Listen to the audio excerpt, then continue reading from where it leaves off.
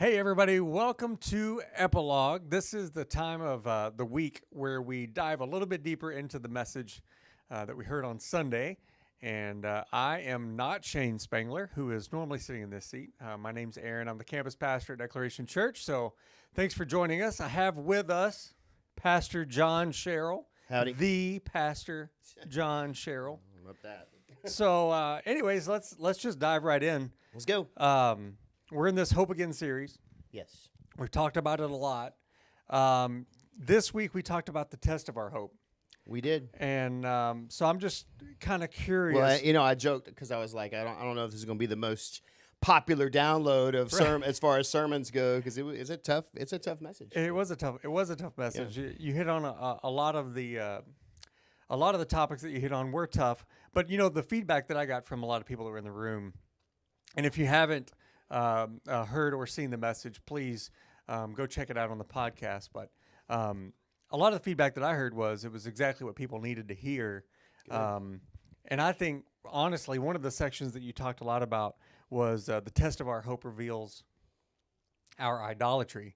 And I really think the Lord's speaking a lot on the idolatry in our lives, which in my opinion is, and you can define it a different way if you have a different insight, but in my opinion is idolatry is just anything that we put in that is in our lives that takes the place of God. Yeah. And so, well, yes, and I think that's a good broad stroke, but I would even like dig deeper on that, just to say the things that we're giving, the things that are taking priority in how we spend our time and how we spend our money and where we give our affections, where we give our attention. And I know I use this alliteration a lot, but the affection, attention, because it ultimately leads to our allegiance. And that's when it becomes the idol. Right. It's not that some things are bad. They're just bad gods. And we tend to, on one level, I think we tend to go all in on a lot of things, right? Right. But when it takes the precedent of your life, the priority of your life, more than just a preference, the priority of your life, then it becomes an idol, because you're giving to that, which is undeserving, what God deserves. Right. And it becomes your king. It becomes your Lord. And a lot of times we'll slide down that slope and we don't even realize we're there until we recognize we're there. Yeah. And so, the call to action, I think, is started with the question, can you still have hope when hard things happen? Yeah. And gosh, I would love to say that yes, of course we can. We all do. We can, and because of our relationship with Jesus, because of what we know to be true and who He is. But I think that our natural inclination, because of our propensity to sin, our natural inclination is, man, I'm suffering. This is a hard circumstance. Something's going on in my family, my marriage, my finances, whatever. And our natural inclination, or gut, our gut is to quickly begin to figure out what's to blame, why. We question why. We can get ourselves really frustrated quickly. Yeah. And we can even find ourselves hopeless in a lot of ways. And I'm not saying that even as followers, we're not going to feel that emotion sometime. But, on the macro, when hard things happen, can you remain hopeful? Yes, you can, because there's usually reason, there's purpose behind that moment. There's purpose behind that situation, that suffering. And it's far greater. And it's we can't see it in the moment necessarily, right? You kind of got to walk through it. Which is why Psalm 23 is such a beautiful promise. I'll just go ahead and, willingly admit this too. Man, when we face that mountain, when we face that suffering, that trial, that dark night of the soul, that temptation, whatever it is that we're facing that causes us to be challenged in our hope, right? To say there's purpose in it, sometime, I don't know about you, and I don't know about those at home, but sometimes that can even feel like, man, God, really? Like, Right. why do we have to?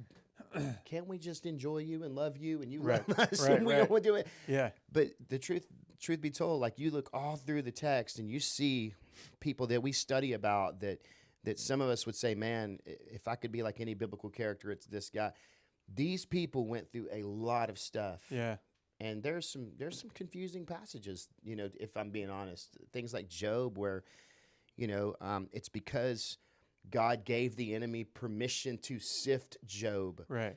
And we even talked about that offline, you Yep. know. Hey, most of the time if God's going to send you somewhere, he's going to sift you first. Right. And so there's always purpose behind it. And of course we look at Romans 8, you know, he works all things together for good. For those called according to a purpose, for those that he loves. All these things, I mean, and I realize, man, I'm not naive. I realize that sometimes you don't want to think that way. Right. You just don't want to have pain. Right. You don't want to struggle. You don't want to go through something. But that's life. Life is mountains and valleys. Yeah, exactly. You know? That kind of actually leads me to a question, and maybe this would be a good question for the end, but we'll just do it now. And you kind of hit on it, but I'm just wondering if you can expand a little bit. Why do you think God tests us? I mean, he tests us in many different ways, Mm-hmm. but I mean, the title of your message was a test of our hope. I mean, why do you think God would test our hope? That's kind of what I was alluding to. It can almost get to the point, if you really want your brain to go there, if you want to chase it, it can almost get to the point where you're like, man, God, that feels a little messed up. Yeah. Right. That feels a little messed up, right? Like, why would you? I think that by and large, you know, well, what I saw in the text was he was testing not just their resolve, really, but their faithfulness, their trust, their belief, Yeah. the depth of, okay, God, I've seen you do this promise. Now, will I trust you 3 days later for provision? Yeah. I mean, my gosh, I don't know about you. I've seen God do some pretty crazy things in my life. You know, in my 46 years, I've seen God do some crazy things. I have never, ever one time seen God part a body of water. Right.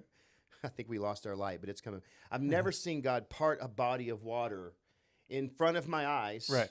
and create a dry path for me to walk. And God said, let there be light. Yeah. But, and for me to walk across what used to be, you know, a body of water. I've never seen anything like that. Right.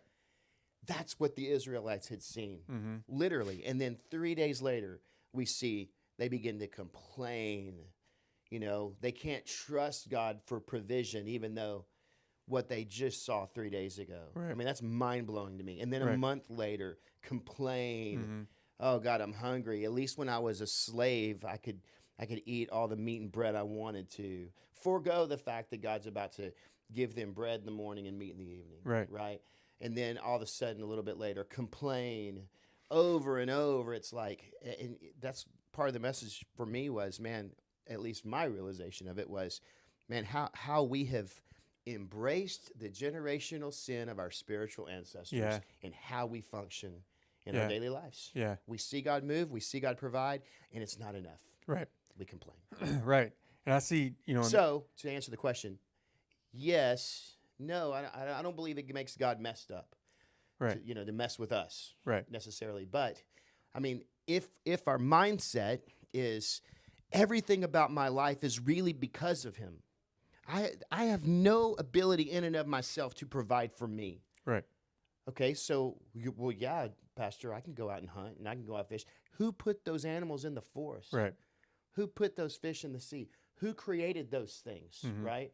And the God who spoke to the disciples and said, cast your net on the other side when they were catching nothing, obviously that gives me insight to who gives me the ability to even catch that fish, right? And so if our mindset is that we recognize everything about our existence is because of him, Mm-hmm. then all of a sudden, I think it's important that we would be faithful to that God who takes care of every detail of our life. Absolutely. Sorry, now you No, I was just gonna to go along those same lines and say that when I read that story, because it is funny when he's testing us and that sort of thing, and yeah, if we go there, it does sound kind of messed up. Yeah. But the amazing thing that I see in that text is, and it's the same in our lives, is Israel complaining, grumbling, faithless, hopeless, and God meeting them time and time and time again with no, I Over really and over. I really am who I say that I am. I Right. really am going to take care of you. And the interesting thing is I believe, if my timeline is right in my head, what you were talking about with them coming through, they go through the Red Sea, the waters part, they see that 3 days later they grumble. Right. This was before they were supposed to go into the promised Right. land. So they're heading towards the promised land. Yeah. that God had promised to Abraham for all the descendants. Yeah. Yeah, and he hasn't I don't know if banished is the right word, but he hasn't banished them to the wilderness for 40 years yet. No. And they were still complaining, and Right. they didn't. But he was proving himself Right. to say, no, this is who I am. I'm taking you to the promised land. Just believe me, and gave them every opportunity. Yeah. And then to go back to a previous series a little bit, but when they were headed into the wilderness and they got the bad report, it was at that point that he realized, okay, their hearts Right. aren't where I need them to be to go into the promised land. So they're going to go around the wilderness for 40 years Yeah. until I have the correct Yeah, correct it's heart. funny how He's kept us in this storyline, whether it be from this book or Yeah. another, from this series or another. He's kept us here for a bit. Yeah. And I think, more than him just speaking to the Declaration Church family, or even, I think he's speaking to the entirety of the church.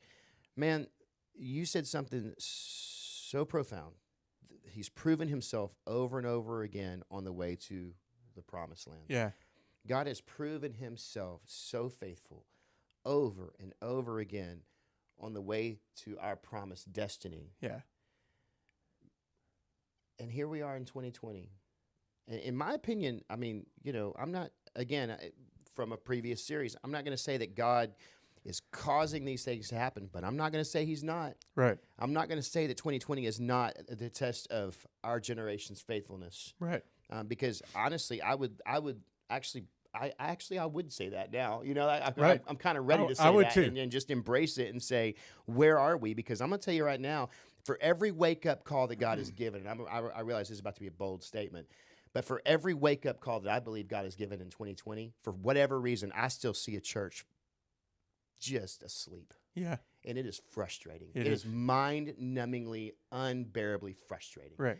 That we care so much more about our idols than we do about intimacy with the Lord and trusting God's for His hand of provision. Everything else takes priority seemingly in Right. so many people's worlds and lives, and that phrase in and of itself, in so many people's world, I don't think we have a clear, directed understanding that this is God's world and we're in it. Yeah. We Agreed. believe that all things spin around us. Yeah. And you know what? So did the Israelites. Yep. Obviously, because all they did was complain. And Yeah. so, I mean, just again, boldly, if you find yourself, because I have found myself, I'm not immune to this. Me either. If you find yourself complaining a lot, having your own pity party, I would check my heart. Yeah. Because honestly, man, God has been so faithful and so good. Even, I mean, I think of the last 6 months, and we could complain, I guess. But honestly, I'm looking back over it and thinking that God has been so good, Right. even in these last 6 months, as I've watched a lot of things play out, in a lot of people's lives, in a lot of churches. Mm-hmm. And here we are still sitting, and God has been so faithful and kind. And man, I just praise God for the fact that that we're still here. Yeah. Yeah. that absolutely. not just declaration, but I'm still here. I mean, Right. We could unpack that more, but Right. So if we look forward in the Israelites and what awaited them, Mhm. the promised land, in the wilderness, everything was provided to them. The hope that they had was he's leading them to a yeah, promised he was land. still giving them manna the whole Right. time. So he provided for them. Then they go into the promised land, which we're talking about. I believe we're headed into a promised destiny. I think that's a great way that you described it. In that promised land, they had to fight. Yeah. I mean, it was land that they had to take. Now, Yes. the victory belonged to the Lord. Yes. He made a way for all of it. But all of the amazing stories that we see of Israel overcoming enemies Mhm. happened in the promised land, not of God providing manna, Right. but he provided every way. But they had to go out and they had to fight. So if we move that into today, and we say that right now we're in a period of time that's leading up to our promised destiny. I think it's fair to say, and I don't know if this is going to lead you into any kind of expansion, but I think it's fair to say that we're headed into our greatest hour. Yeah. But in that greatest hour, there's going to be, we're going to be busy. We're gonna have things to do. Well, okay, yeah, and yes, and I believe that as we head into it, first of all, I want, especially those that call Declaration their house, right? That's home. The last thing I want our church to hear as we continue to talk about promise and promised land, because I know that we've kind of tied in, the beginning of this story began when we cast vision for what we call movement, which is really a discipleship initiative to align our hearts with our lives and with God, right? To align our lives with God, including everything down to the things that we don't really like to talk about. Right. But it's really kind of the proof positive of your position before the Lord, and that includes your time, how you spend it, and your money, which is not yours anyway. It's not ours, it's God's. And so it was an initiative, a discipleship initiative on sowing first fruits, giving God back, giving back to God from our first fruits, which is a whole other, it's a whole other sermon, a whole other epilogue. Right. But maybe a series. But I don't want us to confuse when we talk about destiny and when we talk about promised land. That is not the piece of property. Right. That's not a church building, right? Maybe the destiny is right now. Maybe it's the journey. Right. Maybe we will never inherit any physical thing. Right. But there goes that light again. But maybe it's for the future generation, right? And I'm okay with that too. I've had to reconcile myself with that because God may give us dreams, but the dream may not be fully realized in my lifetime. Right. But you know what? I'm to work and let there be light again. I'm to work the field. Yeah. I'm to work, I'm to put my hand on the plow and not look back because I am preparing ground. I'm preparing soil. Right. When we launched Declaration, we had moved, my wife Kelly and I, we had moved from the Woodlands. And if you know anything about the Woodlands, Texas, it's a master plan community for those, in our digital family who may not be from the area. It's not far from us, just a few miles, but it's a master plan community. Everything is manicured. Everything is, I call it the little bubble, the little Stepford in Texas, right? And but it was beautiful, and they had these green belts, and a green belt would be like a trail, like a pathway, but it's all paved. It's a paved pathway that goes all through these woods and everything else behind homes and between neighborhoods and villages. They had villages, right? Just incredible. When we launched the church, though, I said, there's places that have nice manicured green belts, and then there's places that need people to have machetes to create the path for the green belt. Man, that's what we're doing. We're creating a path. Right. And if that path is for the next generation to step into something, then maybe our destiny was to create the path. Yeah. And that's, again, to the sense of, man, the harvest is plentiful, but the workers are few. In this day that's coming, this destiny, yes, that we're stepping into, that I believe we're in it, but we're also stepping into it. Right. Man, you are going to see those who yes, it's going to require work. It's going to require energy, effort, time, money. It's going to require all of it to see the greater vision of God's glory pour down, rain down over this city and over this country and this world. Yes, it's going to require us, because what did God do in Genesis? He gave Adam purpose and he put him to work. Right. Absolutely. And we're not immune from that. We'd like to say there's some generations that act like they are, but we're not immune from that, right? And so, yeah, it's going to be work. And that is, I think, where you're going to see those that really follow Christ, trust Christ, believe in Christ, say that they, more than just the lip action, but the life service. Agreed. Those that are willing to serve and roll their sleeves up and go for it. Right. In the name of Jesus. And here's another thing. I think it's through the vehicle of his bride. Yeah. I just do. I would challenge that when I was younger, but the older that older I've gotten, the more I prayerfully have matured and been in the Word.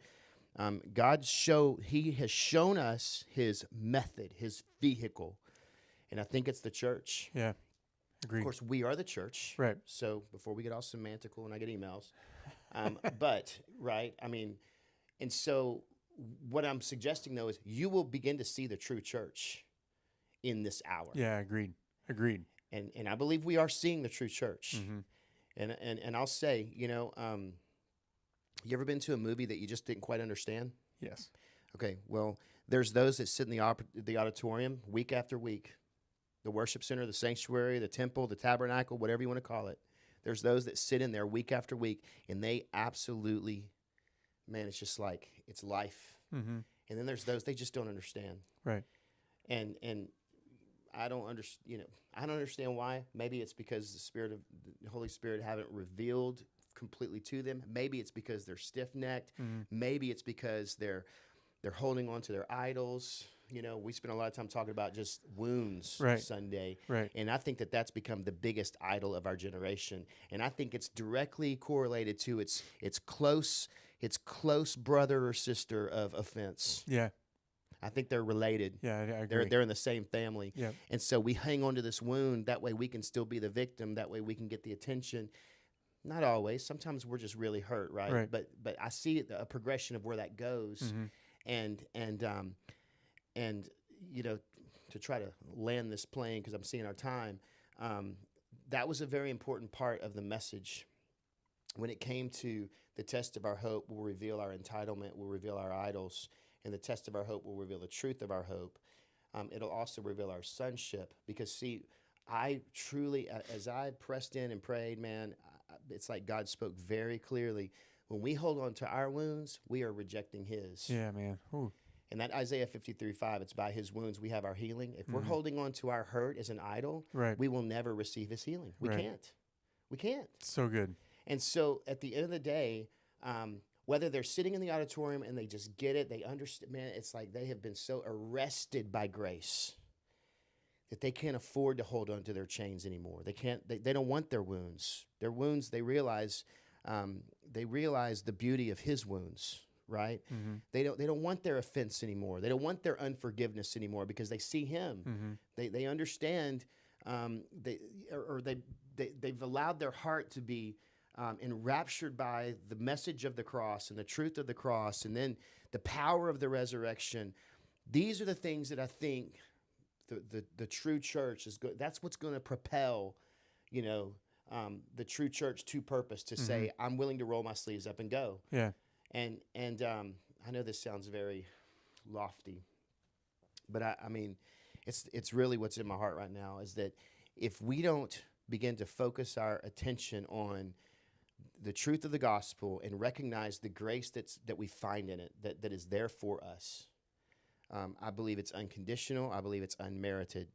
But once we see it and we receive it, it just changes us. And I don't understand any longer how it can allow us to sit on the sidelines of apathy. Mm-hmm. There are so many great people, even sitting in our house. Yeah. Mm-hmm. And I love them. Man, I love their families.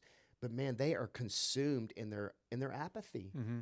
And my prayer is that God would just awaken us. Yeah. Every single one of us. All of us. And I would love to move past this little wandering experiment we've got going on of 6 months.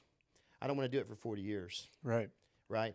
I would love for us to move past this, but I do believe that God has got us in a season right now of, hey, look, hope is here for you. Mm-hmm. Are you going to be faithful? Yeah. Or not? Yeah. Are you going to hold your idol? Are you going to continue to live a life of assumption and offense, of idolatry, of worshiping things undeserving? Or are you going to be my son and daughter? Yeah. Because I paid for that, by the way. Oh, man. That's good. I paid for you to have this identity. I paid for you to have this purpose. I paid for you to call yourself by this name, little Christian disciple, follower. I paid for that. Yeah. And I think that's it. It's like, because we don't have a deep, deep, deep, rich appreciation of cross and resurrection, it's like we're not understanding. We have just been served this incredible, undeniable. There's no good illustration, but right. I mean, every illustration pales, but the only thing I can think of is he has paid for everything for us on our behalf. And man, it's so deserving of a thank you life. Right. Yeah. Saying, That's God, so good. whatever you want. Yeah, it's so good. Lord, wake us up. Wake us up. Wake us up. All right. Well, I think we're out of time. We are out of time. We could have talked about this forever, though. That's so good. Yeah. Such good stuff. Hey, thanks for joining us. Thank you, Pastor John, for being Thanks. here. And we'll catch you next week. Take care.